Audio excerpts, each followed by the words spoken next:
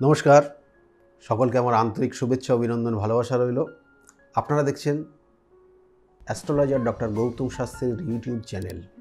যারা চ্যানেলটাকে এখনও সাবস্ক্রাইব করেনি তাদের উদ্দেশ্যে বলব চ্যানেলটাকে সাবস্ক্রাইব করে পাশের বেল আইকনটাকে ক্লিক করে রাখুন, তাতে যে কোনো ভিডিও আপলোড করলে ভিডিওগুলোর নোটিফিকেশান আপনাদের কাছে যাবে।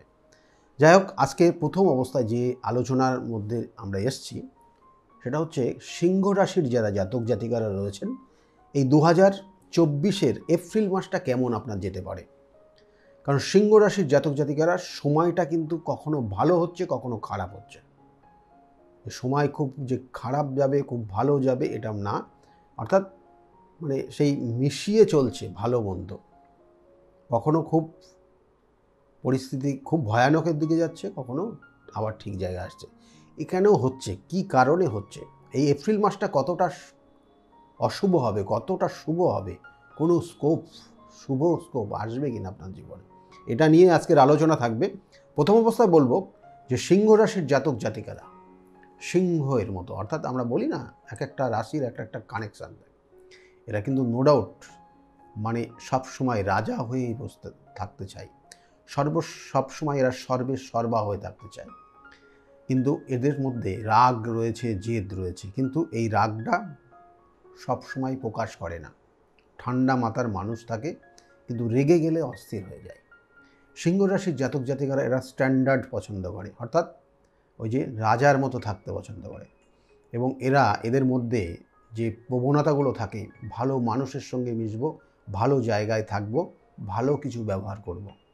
কিন্তু এরা আরেকটা জিনিস এদের মধ্যে থাকে, যেটা মানুষকে বিশ্বাস করব, অর্থাৎ সবাইকে বিশ্বাস করব, এদের এই প্রবণতা আছে।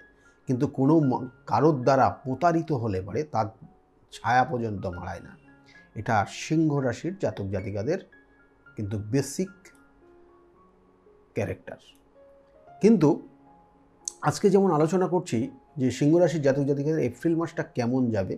দেখুন, প্রথম অবস্থায় এপ্রিল মাস যে জায়গাটায় রয়েছে, এপ্রিল মাসে বলবো যে রাশির সাপেক্ষে রাশির অধিপতি রবি 15 তারিখের পর থেকে সে তুঙ্গস্থ হয়ে যাবে এবং সে অবস্থান করবে রাশির সাপেক্ষে ভাগ্যস্থানে। অর্থাৎ একটা জাতক জাতিকার সেই রাশির অধিপতি যখন ভাগ্যস্থানে কানেক্ট হয়, সেটা নো ডাউট খুব ভালো। কিন্তু এই ভাগ্যস্থানের ভাগ্যের অধিপতি যে অবস্থান করছে, সে সপ্তমে অবস্থান করবে এবং সে সপ্তম পতির সঙ্গে যুক্ত থাকবে এবং সে ষষ্ঠপতির সঙ্গেও যুক্ত থাকবে। এবং এই রাশির অধিপতি, অর্থাৎ এখানে বলবো যে ভাগ্যপতি, সে কিন্তু সিংহ রাশির ক্ষেত্রে বাধক। এই জায়গাটা কিন্তু অবশ্যই মাথায় রাখবেন। এবং এর সঙ্গে সঙ্গে রাশির সাপেক্ষে অষ্টমে অবস্থান করবে শুক্র, অষ্টমে অলরেডি অবস্থান করছে রাহু, এবং সেখানে কিন্তু বুধেরও আনাগোনা থাকবে, কখনো যাবে কখনো আসবে এবং রেট্রিগেট হবে। তাহলে এর একটা কানেকশান রয়েছে।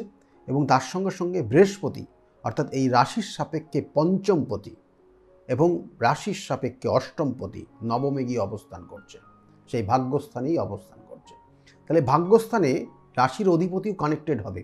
এই একটা জন্মছকের মানে এই একটা ছকের কানেকশান, যেটা ট্রানজিটের মাধ্যমে হতে চলেছে। এবং এই যে সিংহ রাশির ক্ষেত্রে যেটা বলছিলাম, শরীর স্বাস্থ্য নিয়ে মাঝে মাঝেই ভুগবে। এবং শরীর স্বাস্থ্য কী, তার নিজের শারীরিক সমস্যা, বিশেষ করে তার ক্ষেত্রে ইউরিন, কিডনি, এই ধরনের কিছু সমস্যায় তার ভুগতে পারে। তাছাড়াও চোখ, কান, নাক, গলা, অর্থাৎ ইএনটি প্রবলেমেরও একটা কানেকশান রয়েছে। তার নিজের এই জায়গাটা অবশ্যই চেক করে চলবেন সিংহ রাশির জাতক জাতিকারা। এবং এর সঙ্গে সঙ্গে আপনার লাইফ পার্টনার, আপনার ওয়াইফ হতে পারে, আপনার হাজব্যান্ড হতে পারেন, সিংহ রাশির সাপেক্ষে তার ক্ষেত্রে শারীরিক কিছু সমস্যা আসবে হঠাৎ করে আপনার মধ্যে। তার অর্থাৎ কিছু শারীরিক সমস্যার কারণে সে হসপিটালাইজ পর্যন্ত হতে পারে, সেক্ষেত্রে সাবধানতা নেবেন।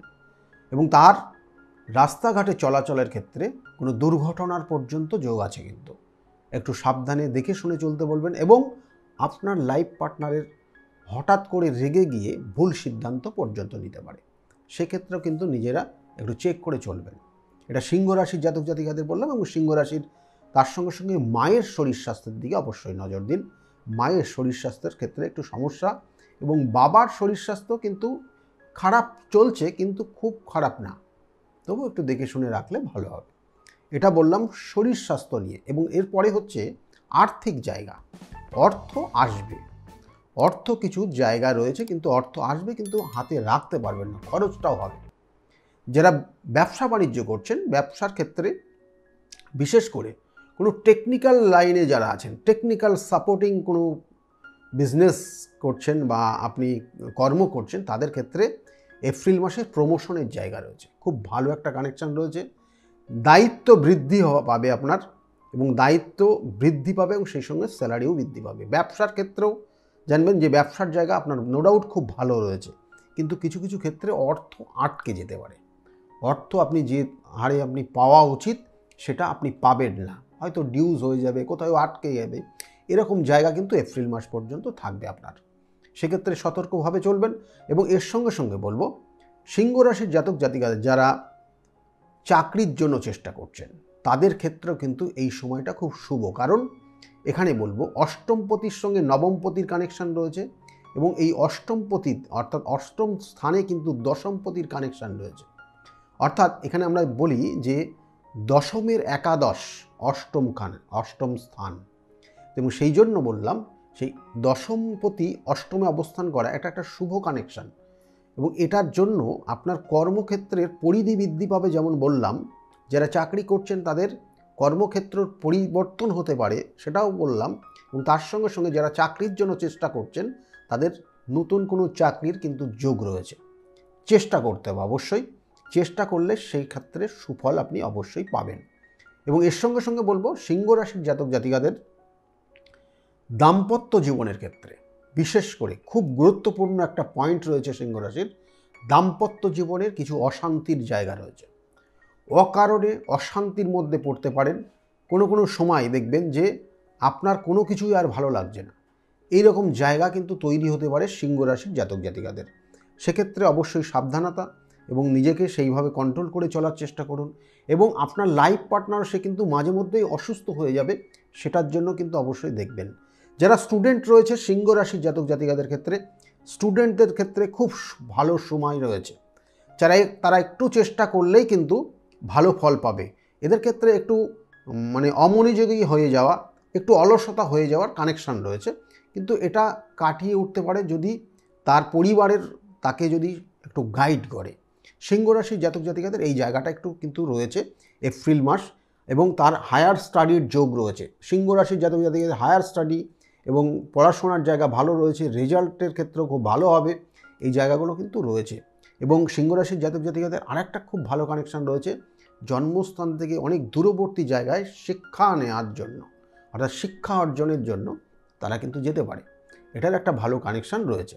এবং এর সঙ্গে সঙ্গে বলবো যারা প্রেমিক প্রেমিকা আছে তাদের ক্ষেত্রেও কিন্তু এই সময়টা, কারণ এখানে রাশির সাপেক্ষে পঞ্চমপতি, অর্থাৎ রাশির সাপেক্ষে পঞ্চমপতি বৃহস্পতি, এবং সে অবস্থান করছে রাশির সাপেক্ষে ভাগ্যস্থানে গিয়ে কানেক্টেড হচ্ছে, এবং সেখানে অবস্থান করছে অষ্টমপতির কানেকশানও পাচ্ছে, অর্থাৎ পঞ্চমপতি এবং অষ্টমপতি সে নবম স্থানে গিয়ে কানেক্টেড হচ্ছে। অর্থাৎ আপনার ক্ষেত্রে যে জায়গাটা তৈরি হবে, দেখবেন যে সম্পর্কের জায়গাটা যে তিক্ততা ছিল, বিগত দিনে আপনার সঙ্গে ভুল বোঝাবুঝির জায়গা তৈরি হচ্ছিল, মাঝে মধ্যে দেখবেন যে আপনার ওপর সন্দেহ প্রকাশ করছিল, সেই জায়গাটার কিছু পরিবর্তন হবে। এবং কিছুটা সময় এপ্রিল মাস একসঙ্গে একটা অ্যাডজাস্টমেন্ট টাইম পাবেন, এবং সেই সময়টা চেষ্টা করুন এই জায়গাটার সমস্যার নিবারণ করার। এবং এর সঙ্গে সঙ্গে বলবো সিংহ রাশির জাতক জাতিকাদের সন্তান নেওয়ার ক্ষেত্রেও কিন্তু খুব শুভ যোগ রয়েছে। এই মুহূর্তে সন্তানের একটা শুভ কানেকশান রয়েছে। সম্পত্তি কেনার ক্ষেত্রেও সিংহ রাশির জাতক জাতিকাদের এই এপ্রিল মাসের 15 তারিখের পর থেকে খুব ভালো একটা কানেকশান পাবেন। এবং শত্রুতা কিন্তু যথেষ্ট রয়েছে। শত্রুতার ক্ষেত্রে নিকট আত্মীয় কোনো জায়গার থেকে শত্রুতার কবলে পড়তে পারেন, আপনার কর্মচারী কিন্তু আপনাকে শত্রুতা করতে পারে, সেক্ষেত্রেও কিন্তু একটু দেখে শুনে চলবেন। কিন্তু এই যে সমস্যাগুলো বললাম, এগুলোর থেকে আপনি কিছুটা বেরিয়ে আসার জন্য একটা করণ ক্রিয়া বলবো, আর যে ভালো জিনিসগুলো বললাম সেগুলো আরও ভালো হবে। সেটার জন্য আপনি প্রত্যেক দিন হনুমান চল্লিশা পাঠ করতে পারেন। যদি প্রত্যেক দিন না হয় মঙ্গলবার করে অবশ্যই করুন, আর সোমবার করে শিবের অভিষেক করুন।